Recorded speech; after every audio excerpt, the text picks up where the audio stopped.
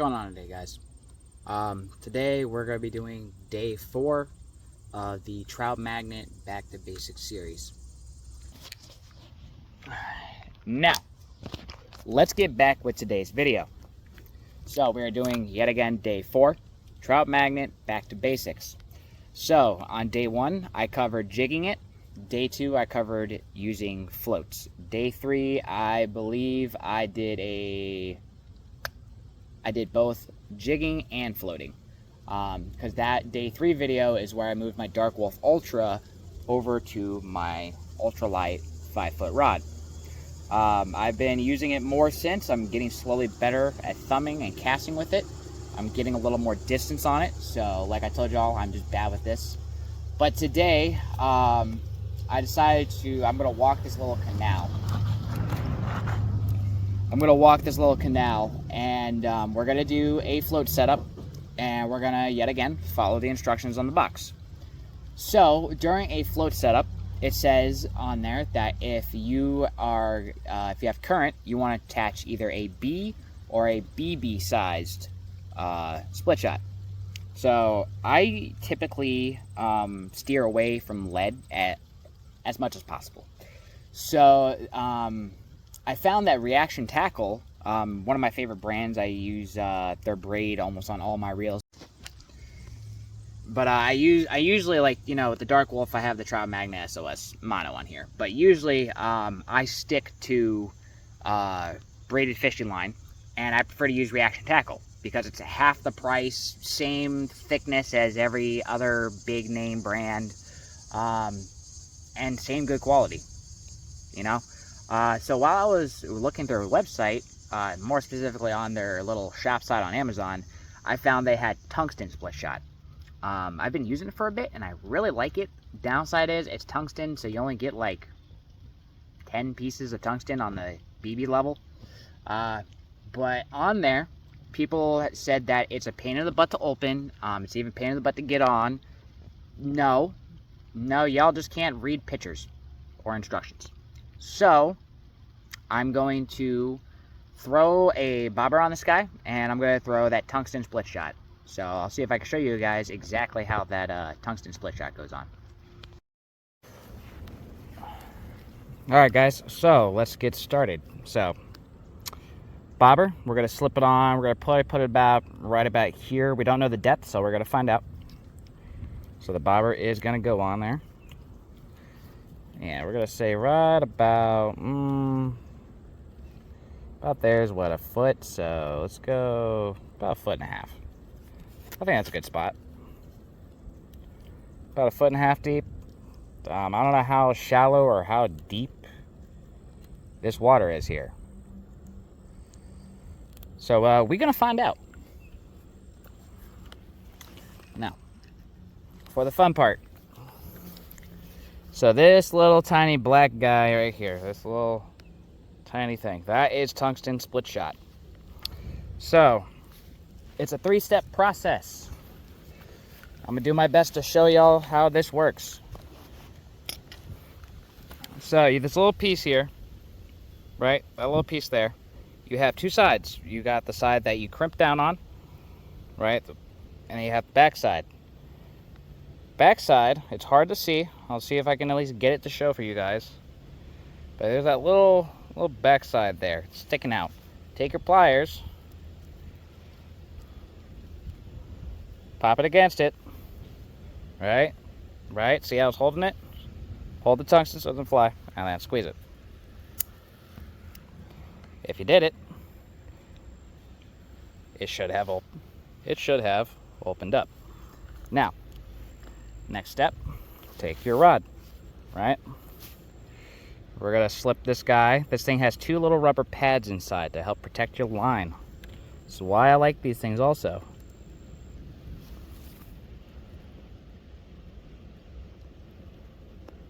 So get it between the rubber pads, right?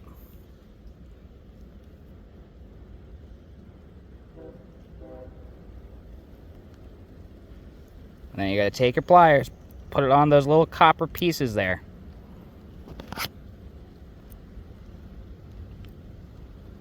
And then you gotta squeeze. And that crimps it down.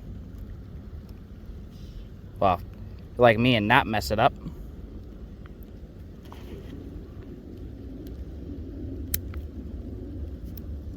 Luckily, though, you can just kind of twist these guys back into place. So if you do end up messing up, right? Let's open that rubber back up. Let's get it back on the line. Try again.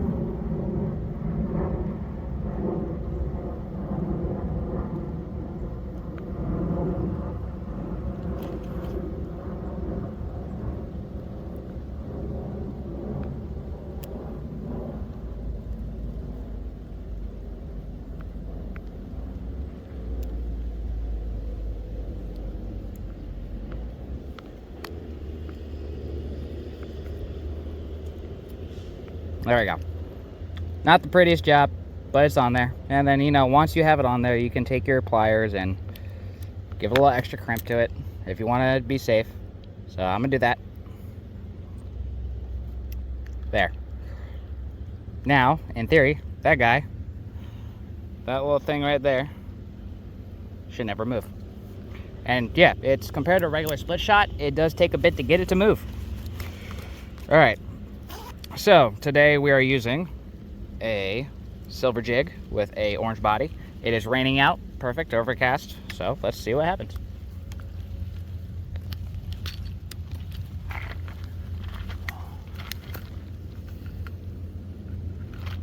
Booyah.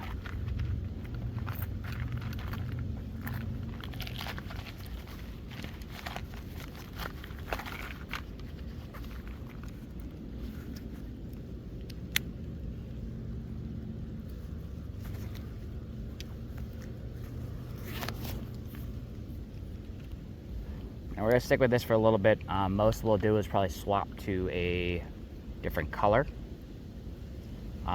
Before I started filming, I did have a couple of bites, a couple of nibbles before I started to set up the float and the tungsten. And we'll just see if we can get anything to show.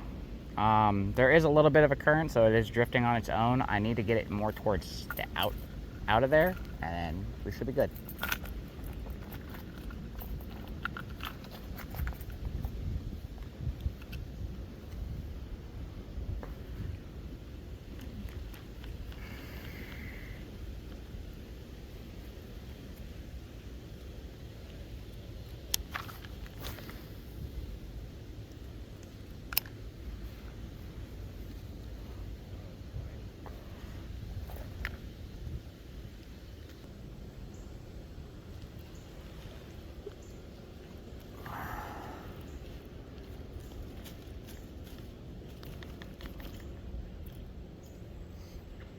I'll tell you what, ever since I learned that piston nut, been a fan. Oh, really? Yeah, just a little bit on the right. I'll go check him out. Sitting on a branch that's out of the water. He must be waiting for food to come by. Oh, you better believe it.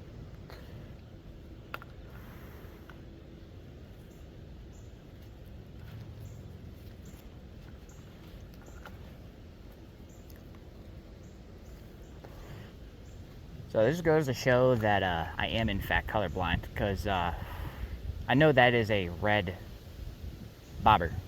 I know for a fact that is. But from here, it looks very orange.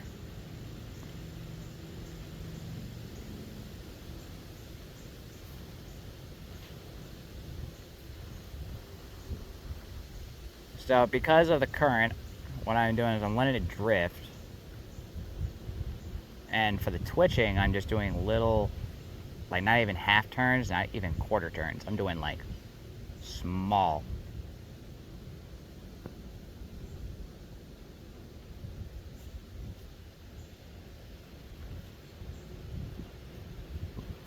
Like 1/10 turns, like just to act like a twitch.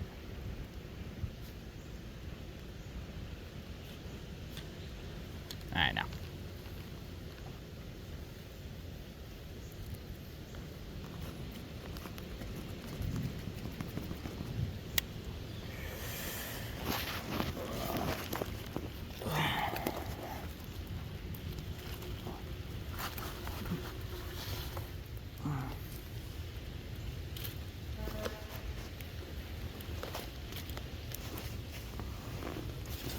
slippery down these slopes.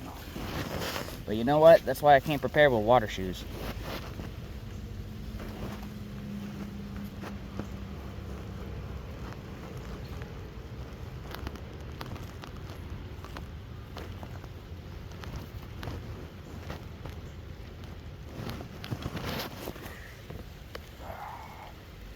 Screw it. We're ready down here, right? Whoa. Alright, so there's carp in the water.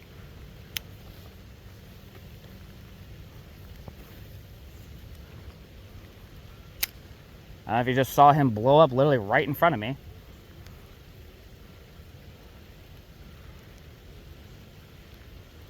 I think that was a carp. I mean, dark line, dark body, yeah. They're more sitting on towards the stuff from the top. So guys, I'm gonna give this a bit because we're just, the current's not really moving the lure too much. I might have to move up towards the stronger current.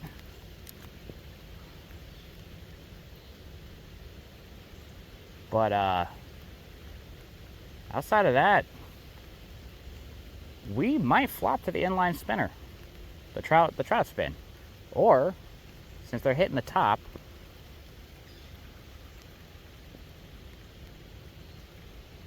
we might go buzz baiting. This, I'll give it a little bit, guys.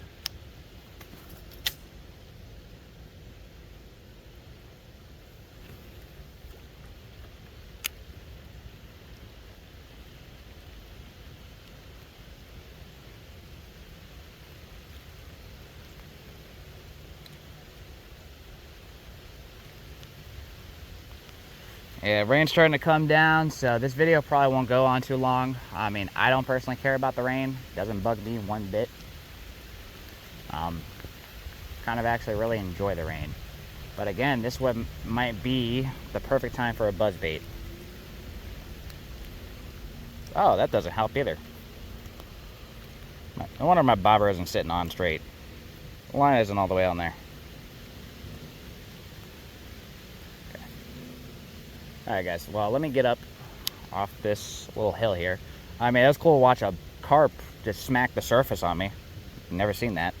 I thought they were bottom feeders. I don't know if they could actually hit the top. So if that just helped anyone's perspective, cool. But yeah.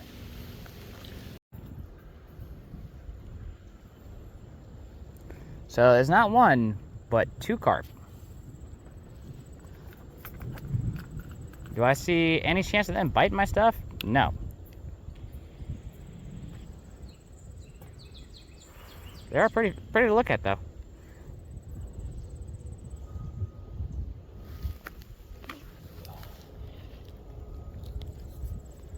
They are very pretty to look at. I see why they're liked, like koi fish and stuff. All right, so we are at 3 at the brakes right now. I don't know if y'all can see that.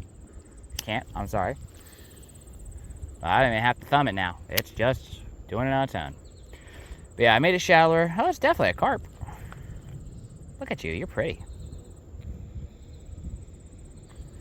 But that might be all that's all in these waters.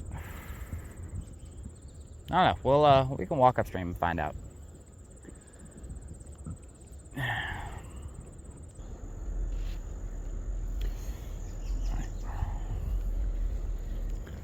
Alright guys, so orange does not seem to be the color today. That's what I was starting off with, silver jig head with the orange body. So we're going to move over to that blood red color. Because my hopes is that color more closely imitates or resembles at least a bloodworm. Not saying it exactly does. That dark brown might actually be better to be like earthworm color. But yeah, we're going to do the swap.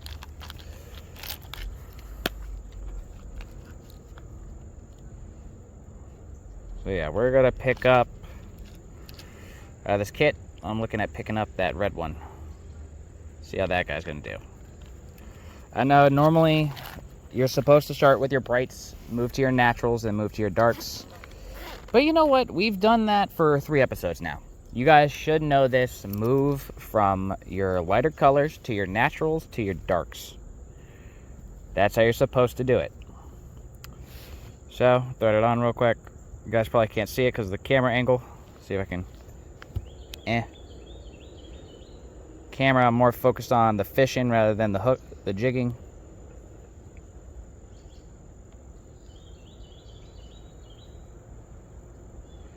There we go. Trout magnet on red. And I'm thinking maybe the issue is they just want something more like imitating worms or cat.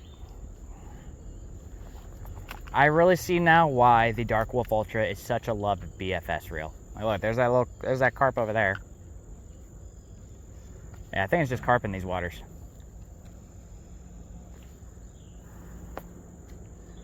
I could see possibility of like a chain pickerel or something being underneath all these trees here. I could see that possibility, like sitting underneath all these trees, stuff like that. Oh wow, yeah. I'm still trying to improve at camera angles too, guys. Like, just remember, this is all trial and error.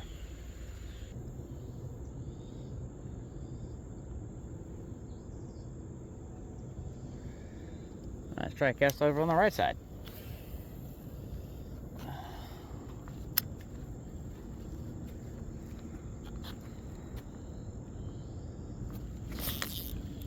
Oh, come on. Something bit into it too. All right, so red's the color. All right, we found the color that causes the hits. That looked like it was just a little creek chip too. I wouldn't even care. A fish is a fish. Team Dink all the way. I didn't set that hook hard enough on him, but I didn't think I'd have to. He's a small guy.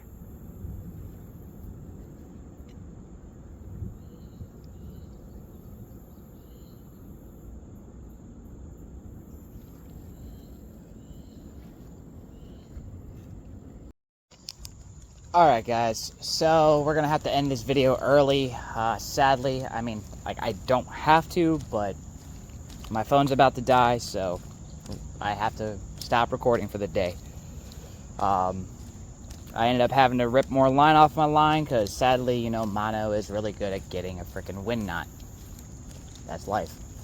But yeah, we'll see you guys on the next video on day 5. Remember, like, comment, and subscribe. Have a good day.